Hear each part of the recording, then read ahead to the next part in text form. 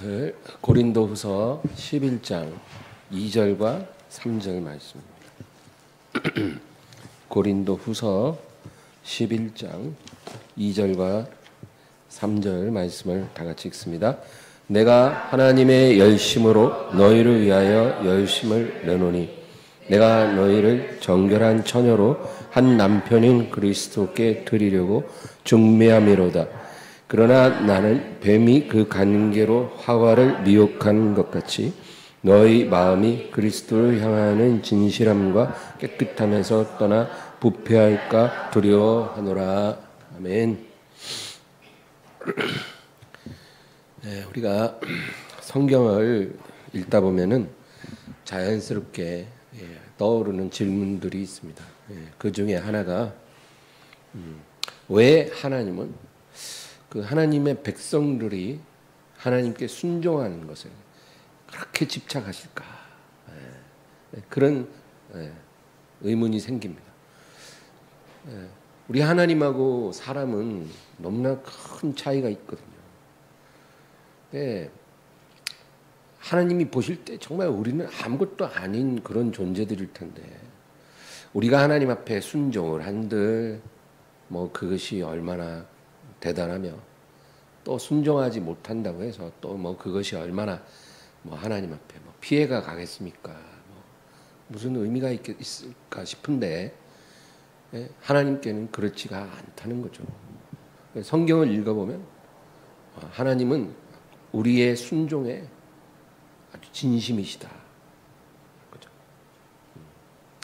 그래서 참 신기하게 느껴지는 것입니다.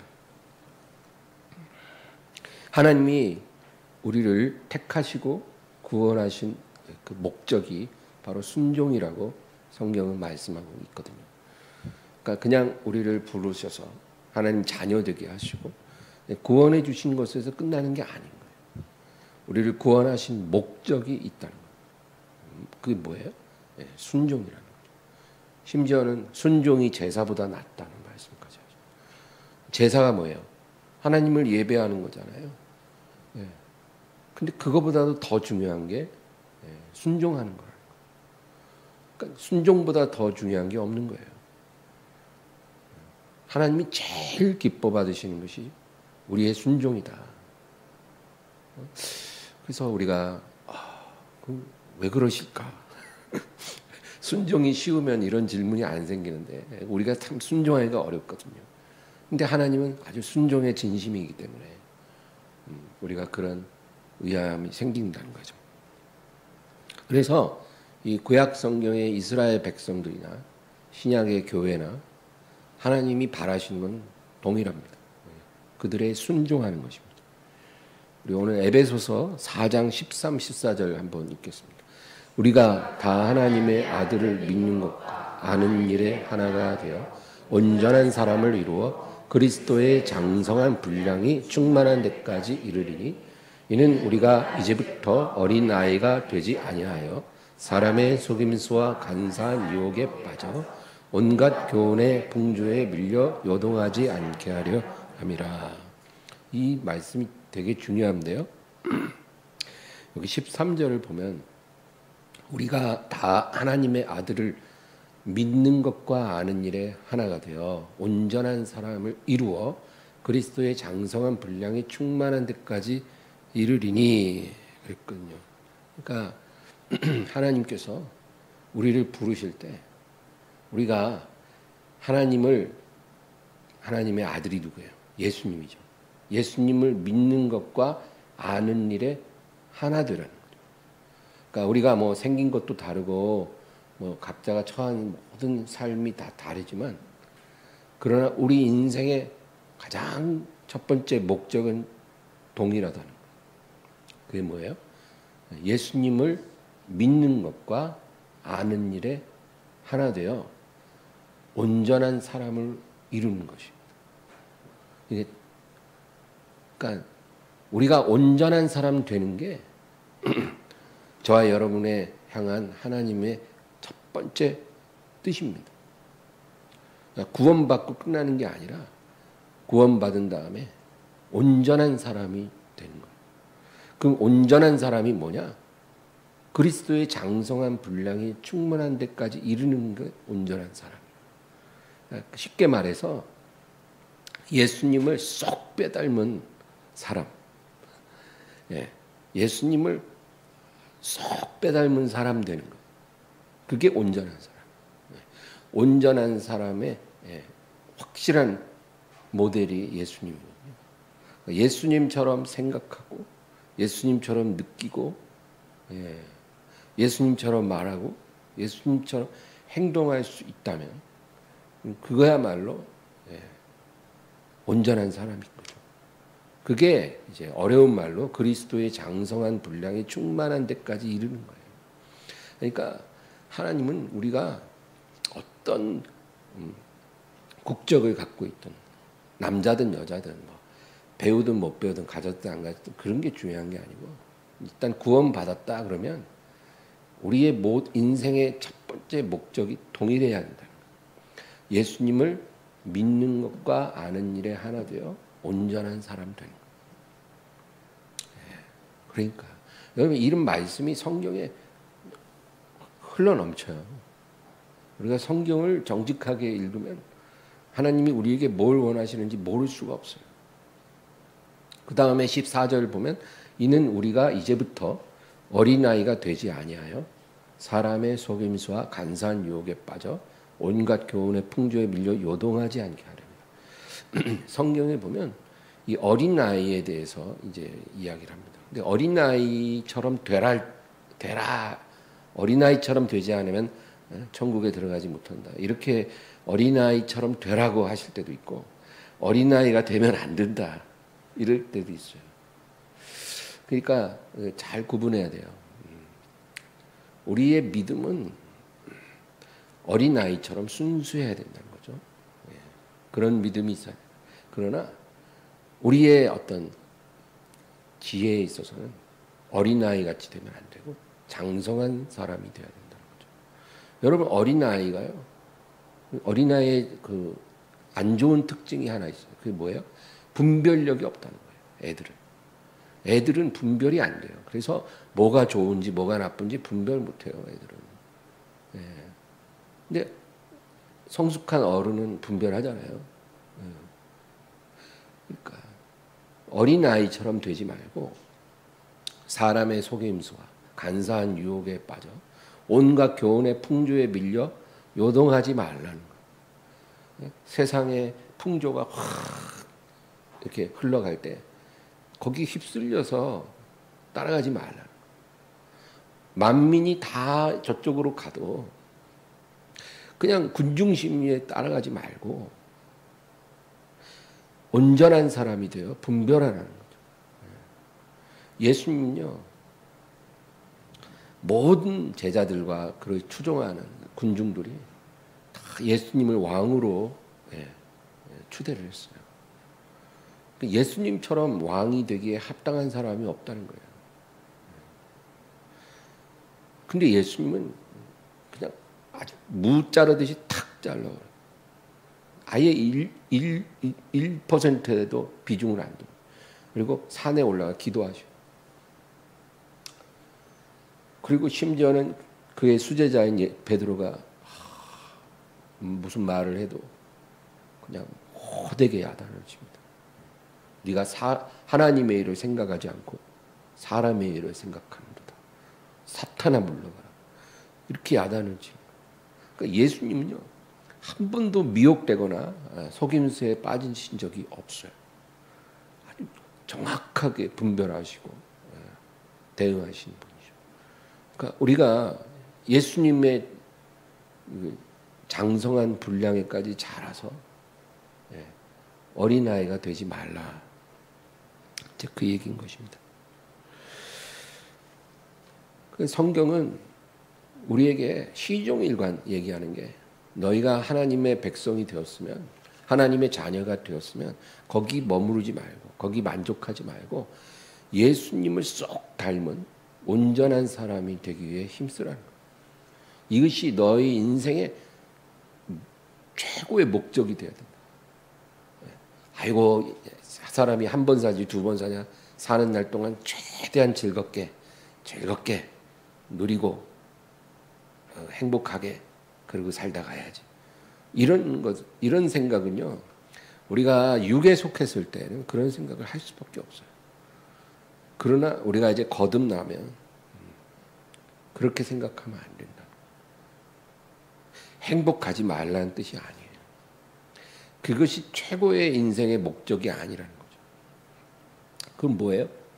오늘 말씀처럼 온전한 사람이 되는 거예요. 하나님 앞에서. 예수님을 쏙 빼닮는 사람이 되는 거예요. 이게 우리의 생애의 목적이 되는 거예요. 내가 50년 살다가 갈지 60년 살다 갈지 80년 살다 갈지 그거는 나는 모르고 하나님만 아시지만 내가 사는 마지막 날까지 내가 제일 애쓰고 노력해야 될 게 바로 예수님을 닮은 사람, 온전한 사람이 되기를 원해야 된다. 여러분, 근데 우리 교회에 다니는 사람들 중에 그런 사람이 얼마나 있을까요? 별로 없다는 거예요. 대부분의 사람들이 그냥 예수님 믿고 주일날 교회 나와서 예배 잘 드리면 이제 거기 그 정도면 됐다는 거예요.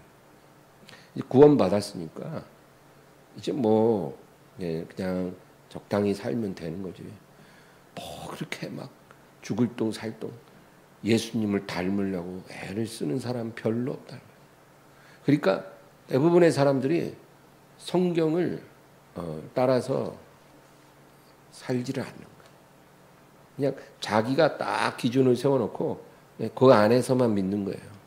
하나님이 부르신다고 해도 내가 어디까지 갈지 내가 정하는 거예요.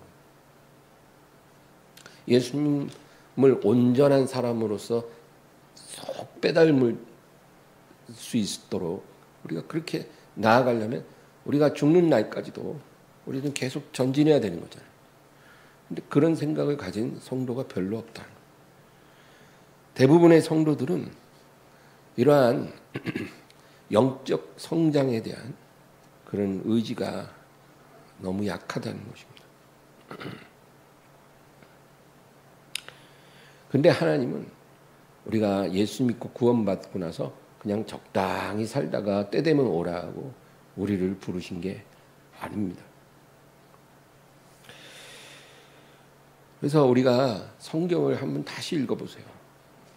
그러면 하나님이 그가 택하신 백성에게 요구하시는 게 바로 이것이라는 것을 예수님을 닮는 것. 또 예수님처럼 온전히 순종하는 이것이 우리에게 요구하시는 거라는 걸 우리가 아주 막 귀가 닳도록 말씀하셔요. 하나님이.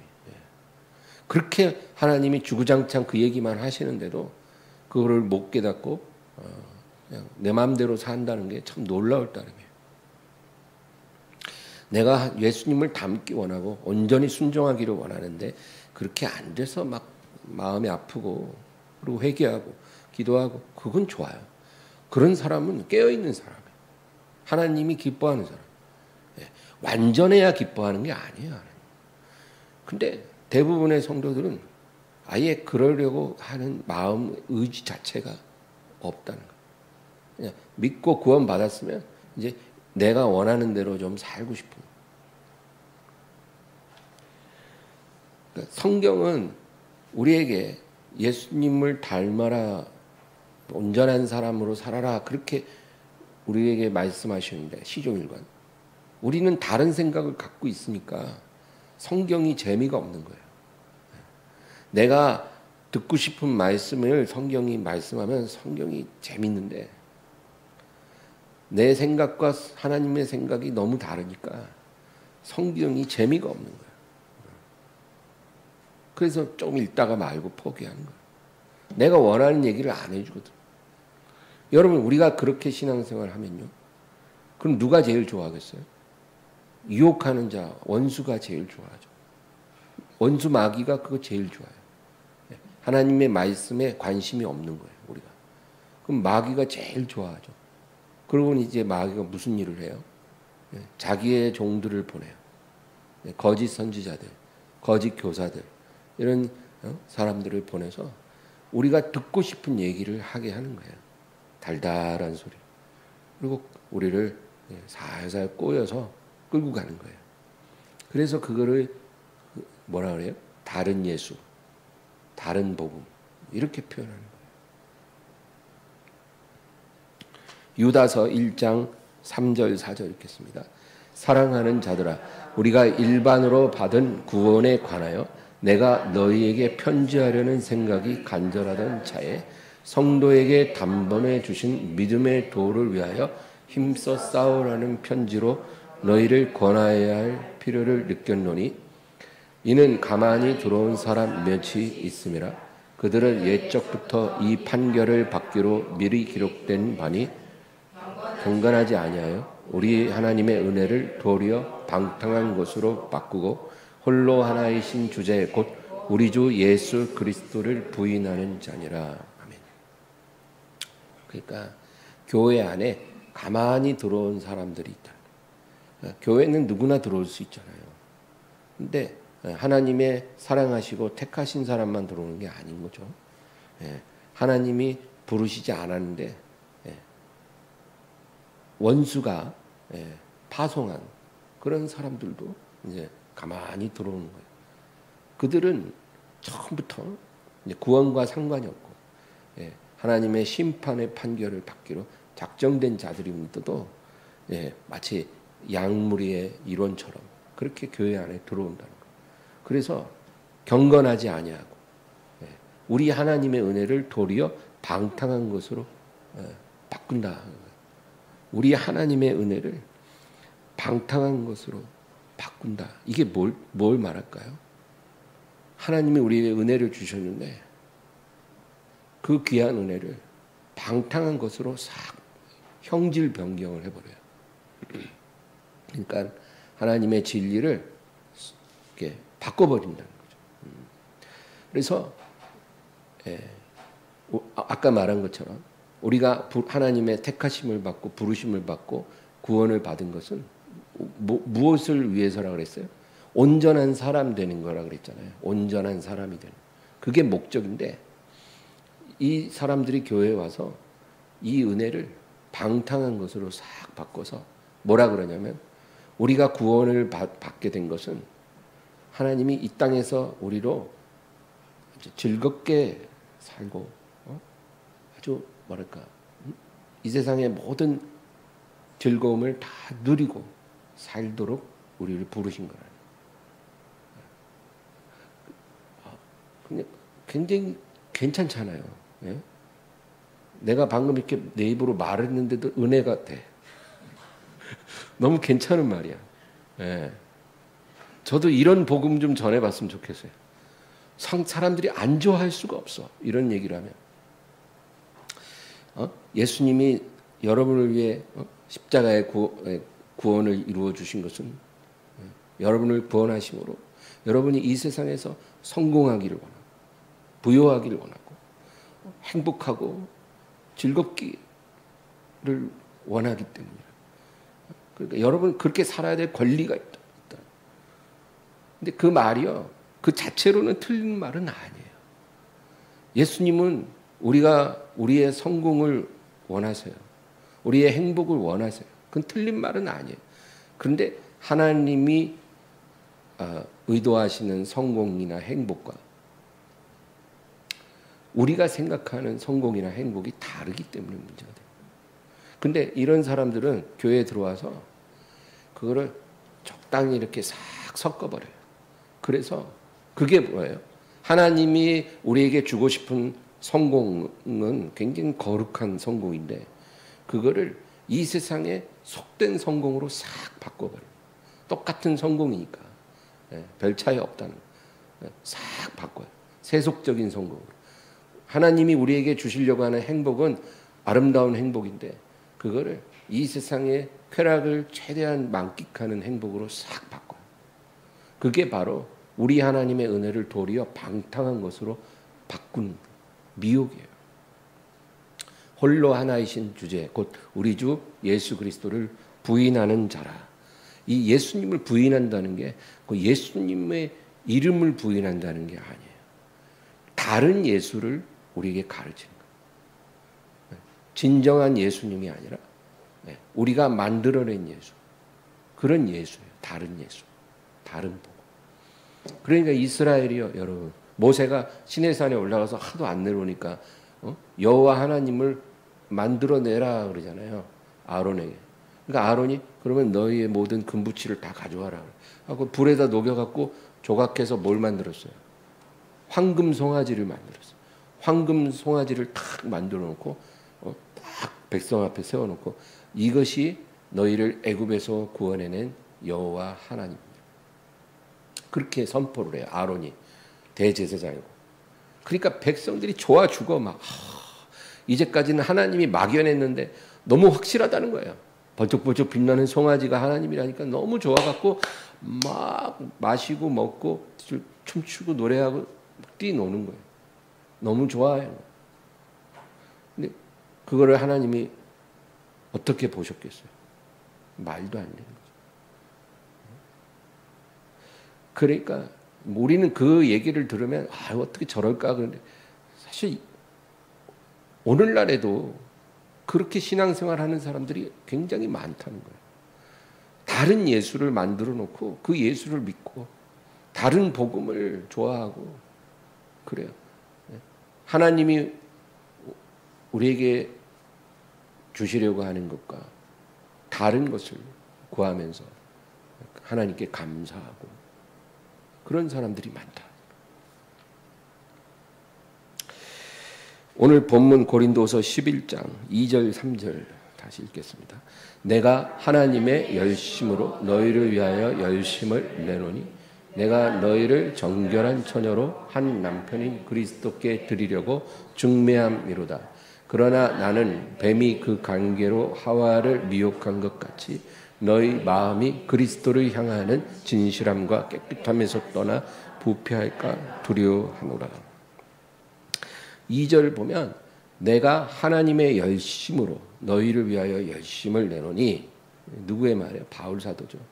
내가 너희를 정결한 처녀로 한 남편인 그리스도께 드리려고 중매함이로다. 그래요. 여러분, 이 사도 바울은요, 자기의 정체성이 뭐예요? 중매장이에요. 중매장. 그러니까 이제 한 남편인 그리스도께로 정결한 처녀인 교회를 이끌어오는 거예요.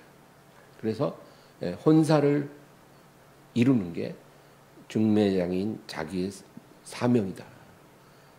그렇게 이해하고 있는 거예요. 이게 영적인 의미의 혼인입니다. 신랑은 예수님이죠. 그리고 신부는 그 신랑에 합당한 정결한 신부예요. 교회입니다.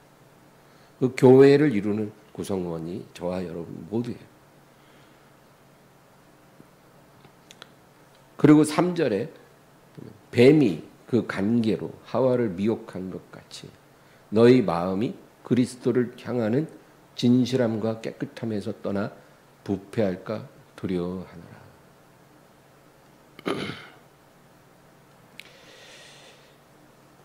그러니까 오늘 말씀이 뭐냐면은 우리가 이 세상에서 하나님께 부름을 받을 때요, 신부로 부름을 받았다는 거예요. 신부. 신랑이신 예수 그리스도의 신부로 우리가 부름을 받은 거예요. 그리고 우리가 예수님을 딱 믿는 순간에 우리는 예수님과 약혼한 사이가 되는 거예요. 그 영적인 개념이에요. 예. 신랑이신 예수님과 신부된 교회는 영적으로 약혼한 사이예요. 그리고 이제 혼인 날까지 신랑이 아버지께로 갔다가 어느 날 아버지가 이제 딱 말씀하시는 그날이 오면 이제 신랑이신 예수님이 신부를 데리러 이 땅에 다시 오신 거예요. 그게 예수님의 재림이에요. 그러니까 신부된 교회는 신랑이 올 때까지 이제 정결한 신부로 자기를 잘 준비하고 있어요. 그래서 언제라도 신랑이 오시면 바로 준비된 신부로 신랑을 맞이할 수 있어야 한다. 바로 그것이 성사되도록 이 사도들과 선지자들이 하나님의 일을 열심히 감당하고 중매를 한다.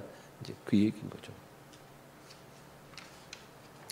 그러니까 여러분 성경은 우리가 이 세상에서 성공해야 된다, 뭐 어떻게 살아야 된다, 뭐 이런 쪽은 별 관심 없어요.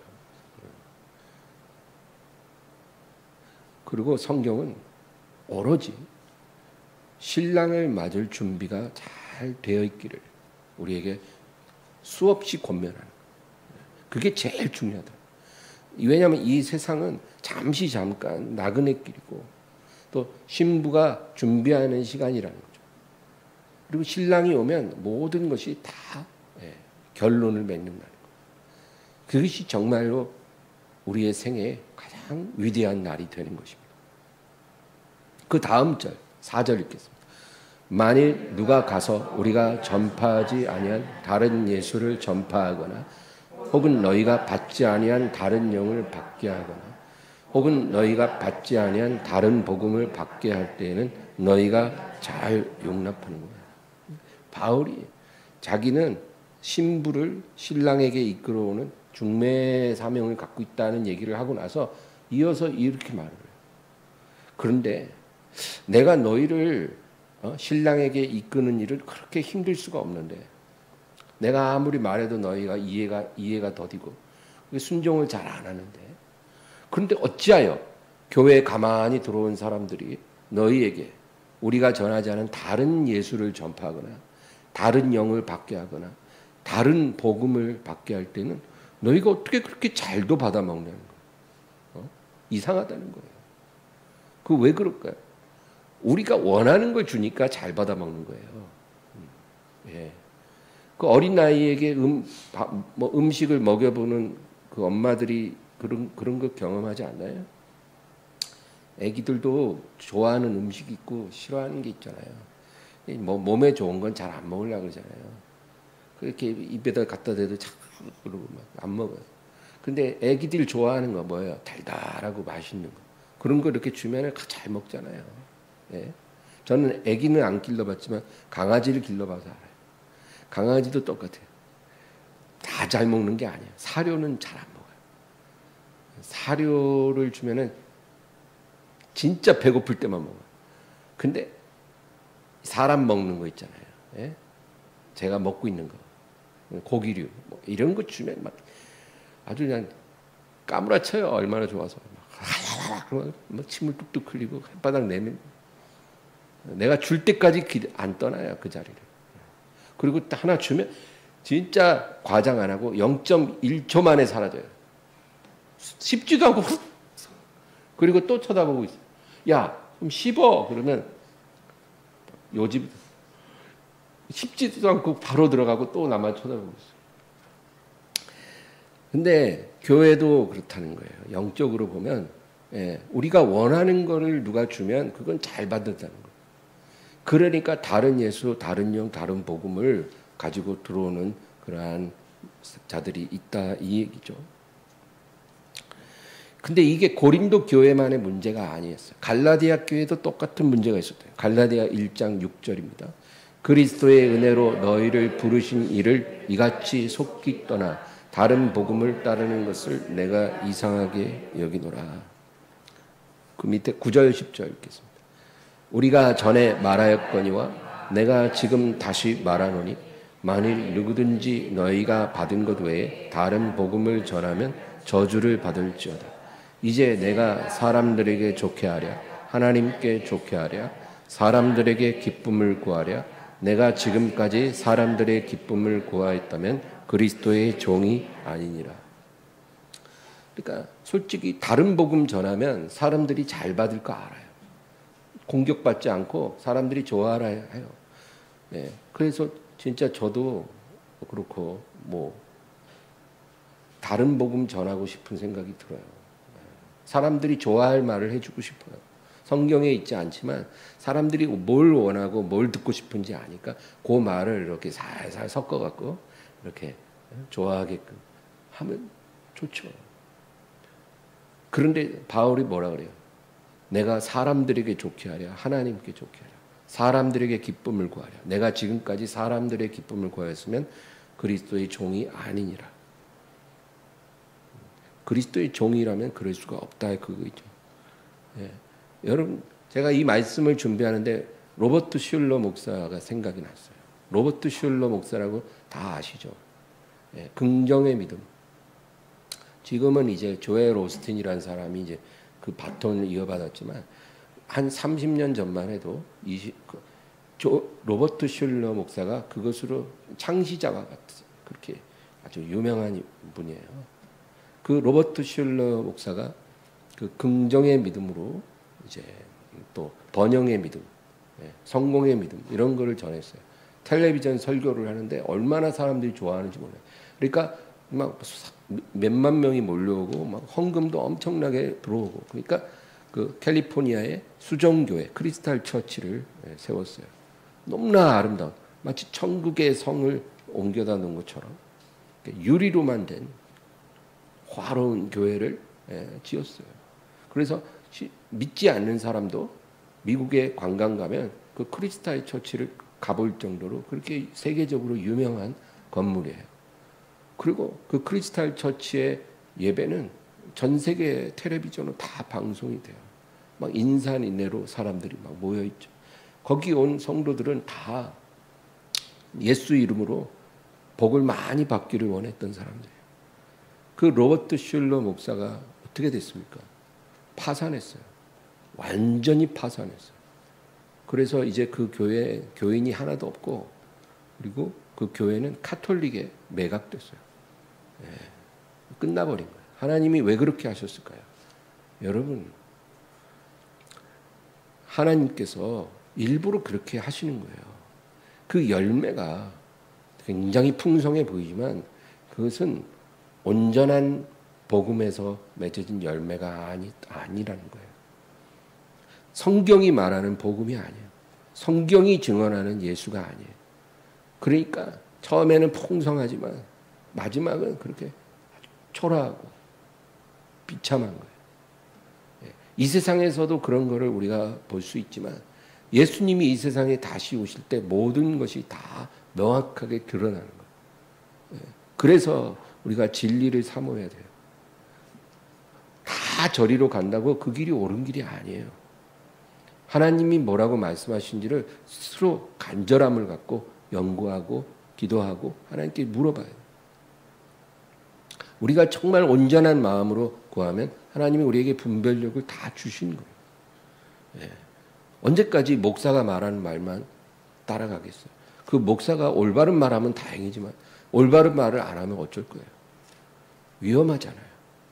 그러니까 우리가 우리 안에 계신 성령님을 신뢰하고 깨어 있어야 되겠다. 그 얘기죠. 데살로니가전서 2장 11, 12절입니다.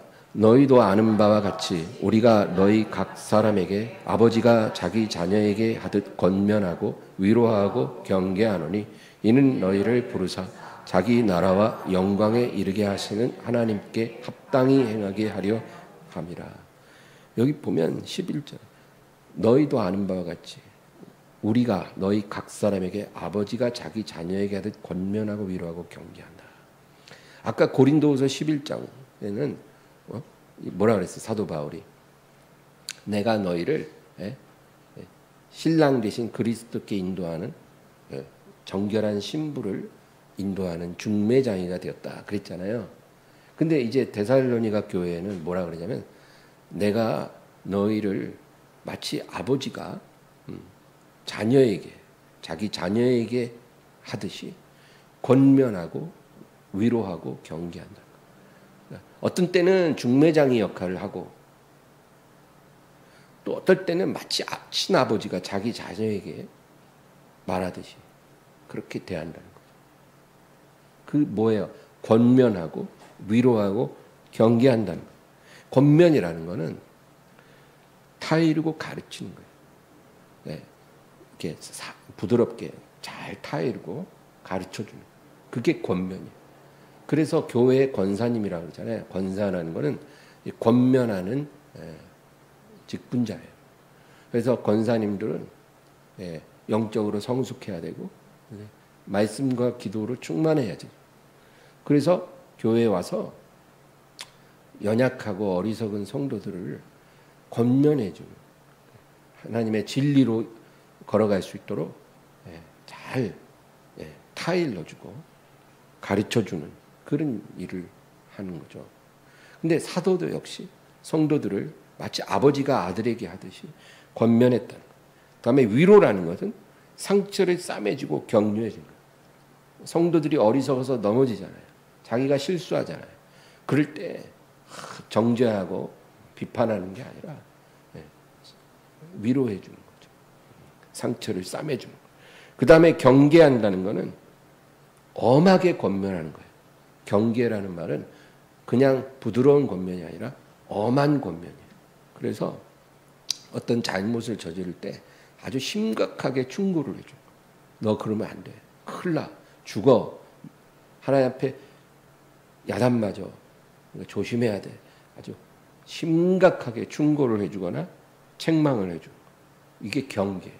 그러니까 이 사도는 이 데살로니가 교인들을 대할 때 그 상대에 따라 영적 수준에 따라 때로는 권면하고 때로는 위로해주고 때로는 경계했다는 거예요. 그런데 그렇게 한 이 목적이 12절이에요.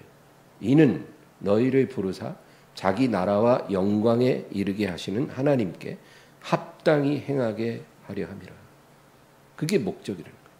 내가 이렇게 고생하고 수고하는 목적이 바로 하나님 나라에 합당한 자가 되게 하려는 거예요. 그냥 구원받고 다 된 게 아니라 이제 구원받았으면 이제 천국에 들어가기에 합당한 사람으로 너희가 변화되게 하기 위해서 내가 권면하고 위로하고 경계해서 자녀 대하듯이 그렇게 했다는 거예요. 그러니까 아까 고린도서 11장에 내가 정결한 신부를 한 분 신랑이신 그리스도께 중매하려고 한다는 것과 똑같은 의미예요. 여러분, 만약에 지금 믿는 모든 사람들이 이 땅에서 예수님을 믿었어요. 믿었고 이제 조금도 변화되지 않은 채로 그대로 천국에 다 들어간다고 쳐보세요. 마치 이제 오늘 결신한 사람들, 이제 처음에 이제 교회에 나와서 이제 예수님을 믿은 사람들이 그 상태 그대로 전혀 변화되지 않은 채로 전원 다 천국에 다 들어가면 여러분 천국이 어떤 모습일까요? 나는 그곳이 천국일 수 없을 것 같아요. 그렇잖아요. 이 땅에서는 불완전한 모습 그대로 신앙생활을 할 수도 있어요. 다 변해가는 과정에 있으니까. 그래서 교회에서 문제도 생기고, 그렇죠? 좀 덕스럽지 않은 일도 생길 수 있는 거예요. 완전한 교회는 존재하지 않아요. 그러나 만약에 이 변화되지 않은 채로 전원 다 그대로 천국으로 옮겨지면 거기가 천국 되기가 어려워요. 왜냐하면 천국 들어간다고 사람이 갑자기 다른 사람이 되는 건 아니잖아요. 만약에 천국 들어가는 순간 완전히 인격도 생각도 다 달라지면 우리가 변화될 이유가 없죠. 근데 그렇지 않다는 거예요. 우리가 변화된 만큼 천국에 들어가서 우리의 모습이 거기에 맞게 이어지는 거예요. 근데 변화되지 않고 다 그대로 천국 가면 여러분 이 땅에서 예수님을 믿어도 교회를 다녀도 거짓말 늘 하고 그렇죠?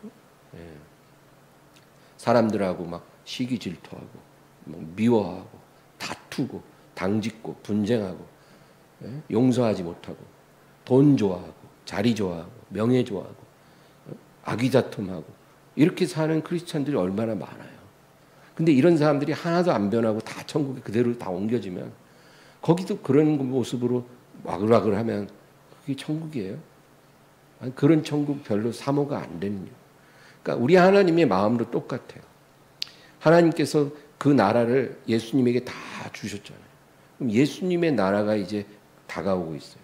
예수님이 이제 왕으로 영원히 통치하시는 나라가 이제 다가오는데 그 나라가 온갖 죄인들이 와글와글하고 막 아기다툼하는 그런 나라가 되는 것을 하나님도 원하지 않는다는 거예요. 그러니까 하나님이 이 땅에 있는 동안 너희들은 깨끗이 씻고 오라는 거예요. 너희들이 예수님을 온전히 닮은 사람으로 최대한 변화받아서 오라는 거예요. 그게 하나님의 뜻이라는 거예요. 그게 이 12절 말씀의 의미예요. 이는 너희를 부르사 자기 나라와 영광에 이르게 하시는 하나님께 합당히 행하게 하려 함이라. 그러니까 내가 이제 예수 믿고 구원 받았으니까 주일날 교회만 잘 왔다 갔다 하면 이제 더 이상 할 거 없다.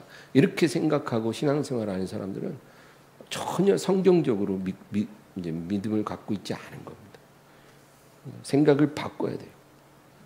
우리가 예수님을 닮아간다는 것은 그것이 구원의 조건은 아니에요. 구원의 조건은 예수님을 믿는 거예요. 그러니까 우리가 어제 예수님을 진실로 영접했으면 구원을 받은 거예요. 그러나 구원을 받았다면 구원받은 자로서 당연한 의무가 바로 온전한 자가 되기 위해서 애써야 되는 거예요. 온전한 사람, 예수님을 쏙 빼닮은 사람이 되는 것이 우리의 삶의 첫 번째 목적이 되어야 된다. 마태복음 25장은 우리가 잘 아는 열처녀 비유가 나오잖아요. 이 열처녀 비유는 아무리 말해도 정말 너무나 중요한 비유예요. 마지막 날에 예수님의 재림과 관련해서 그 많은 비유가 있지만 이 열처녀 비유보다 더 중요한 비유가 없어요. 너무나 중요한 거예요. 그래서 이 비유의 의미를 우리가 계속 생각을 해야 돼요. 근데 왜 열처녀일까요? 처녀. 이 처녀라는 말은 이 사람들이 자기 스스로를 순결하다고 믿고 있다. 그거죠. 처녀의 상징이 순결이잖아요. 그러니까 스스로를 하나님 앞에 영적으로 내가 순결한 사람이라고 생각한다는 거죠. 그런데 이런 처녀가 두 종류가 있다. 그 얘기예요. 예수님 말씀. 영적으로 자기를 순결하게 믿고 있는데 그 중에 한 종류는 슬기 있는 처녀, 또 한 종류는 미련한 처녀다. 그거예요. 5명. 이것이 어떤 숫자의 비율이 아닙니다. 그냥 두 종류가 있다. 그 얘기예요. 실제로 교회 안에 슬기 있는 처녀와 미련한 처녀의 비율은 제가 생각할 땐 2대8 정도. 2대8인데 어쨌든 두 종류의 처녀가 있다 그 얘기예요. 근데 이 두 종류의 처녀의 가장 결정적인 차이는 기름을 갖고 있느냐 그렇지 않느냐예요. 이게 가장 중요한 차이점이에요. 기름을 갖고 있느냐 기름이 없느냐. 이 처녀들이요 지금 신랑과 약혼한 사이예요. 약혼한 상태에서 이제 결혼식 날을 맞이하기 위해서 신랑을 기다리고 있는 상황이라는 거죠. 그런데 이 신랑이 약혼할 때 이 처녀들에게 다 등을 주고 간 거예요. 등을 주고 내가 다시 올 때 내가 오는 소리가 들리면 이 등에 불을 밝혀서 나를 맞으러 나와야 한다는 거예요. 그게 네가 해야 할 일이라는 거예요. 그러면 이제 이 처녀들이 뭘 해야 돼요? 이 등에 불을 밝히려면 기름이 있어야 되거든요. 그 기름은 이제 자기가 거기다 준비를 해야 되는 거예요. 자기가. 그래서 여러분 이 등과 기름이 신부의 지참물인데 처녀의 준비물인데 이 등이라는 것은 하나님의 말씀을 의미하죠. 주의 말씀은 내 발의 등이요 그랬잖아요. 그러니까 분명한 거예요. 이 등은 하나님의 말씀이에요. 진리의 복음이에요. 우리가 구원받으려면 예수님을 만나려면 진리의 말씀이 반드시 있어야죠. 그래서 예수님이 이 땅에 계실 때도 제자들에게 그 진리의 말씀을 주신 거예요. 그래서 구원받은 사람들은 기본적으로 이 등을 받은 거예요. 근데 기름은 뭘까요? 기름은 성령을 말해요. 성령이에요. 그래서 예수님이 떠나실 때는 그 기름이 없었지만 그 후에 오순절 성령이 부어졌잖아요. 그래서 이제 신부된 교회는 이 등뿐 아니라 성령의 기름도 받은 거죠. 그러면 이제 뭘 해야 돼요? 신랑이 오시는 그날까지 이 등과 기름을 잘 보관하고 있어야 돼요. 떨어지지 않게, 잊어버리지 않게. 가지고 있어야 돼요. 등과 기름. 근데 슬기 있는 처녀들은 이거를 다 잘 가지고 있었는데 미련한 처녀들은 등은 그대로 갖고 있지만 기름이 없는 거예요. 원래 없었냐는 게 아니라 처음엔 다 가지고 있었는데 이 기름이 나중에 떨어진 것을 깨닫지 못하고 있는 거죠.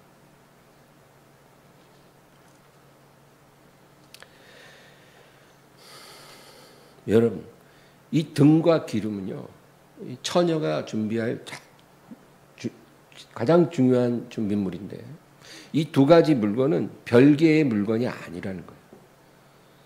등이 있으면 반드시 거기에 기름을 넣어야 돼요.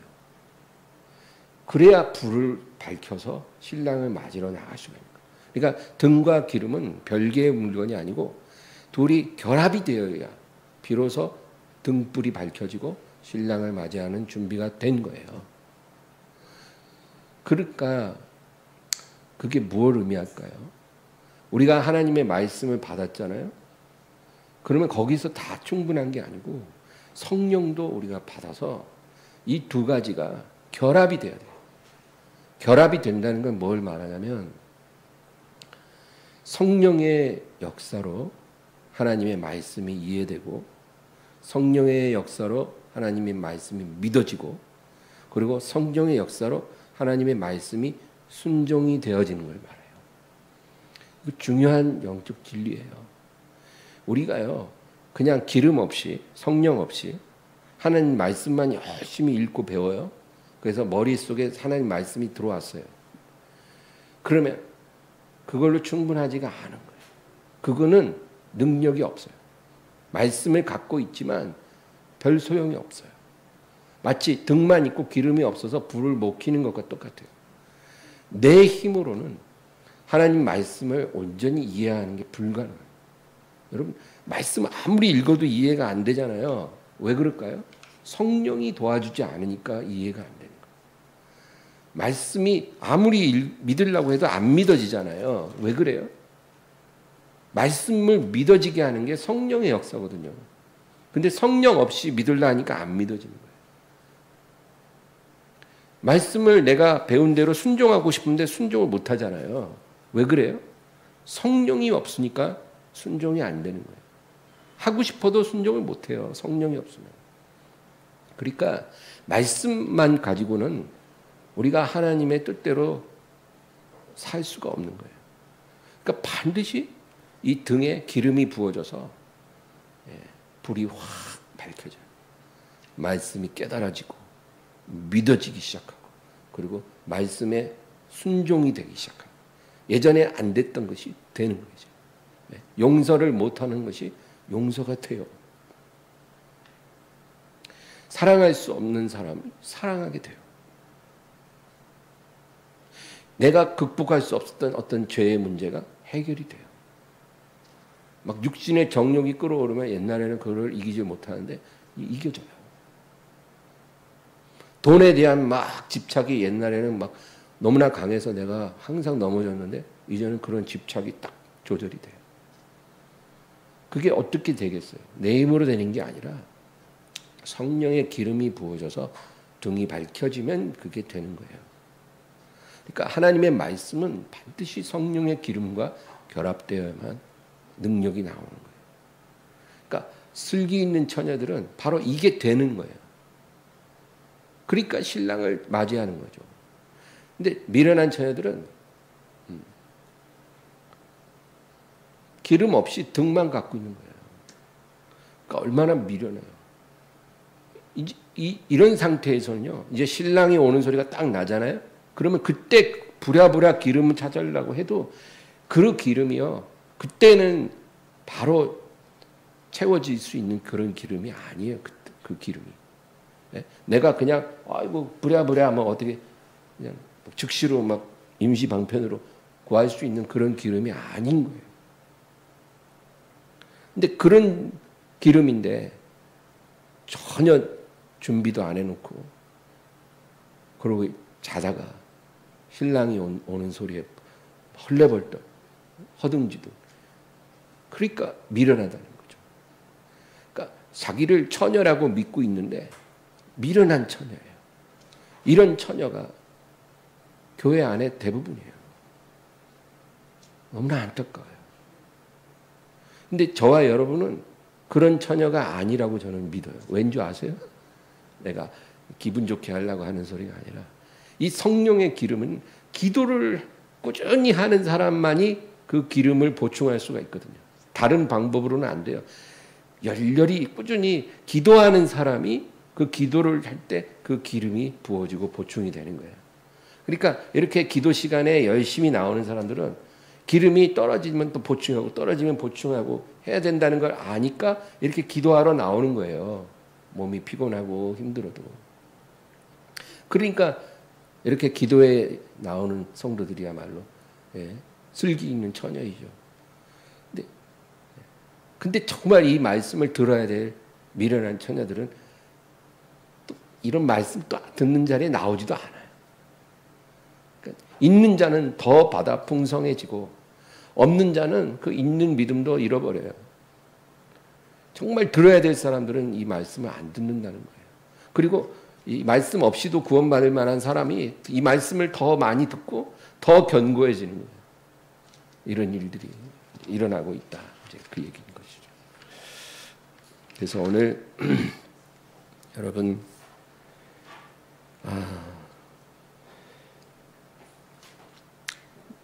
내게 남아있는 기름이 얼마나 되는지 나는 살펴보면서 살고 있는가. 아마도 여러분은 다 그런 사람일 것입니다. 이 믿음 끝까지 지키고 등과 기름을 항상 점검하면서 오늘 오실 수도 있잖아요. 그렇죠? 예수님이 오늘 오시지 안 된다는 100% 보장이 없어요. 오실 수도 있어요.